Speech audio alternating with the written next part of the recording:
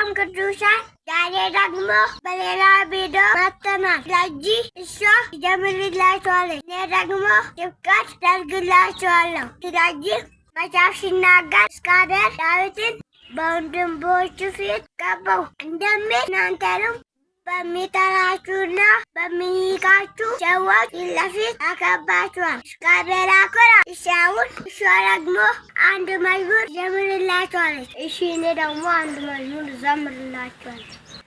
ከጥንት ጀምሮ በዙፋን ያለ ዘላለም የሚኖር የከበረ ከኔ ጋር ያለ እግዚአብሔር ትልቅ ነው፣ ምስጋናም ብዙ ብዙ ነው። እግዚአብሔር አለ አለ አለ ከኔ ጋር አለ፣ ኢየሱስ አለ።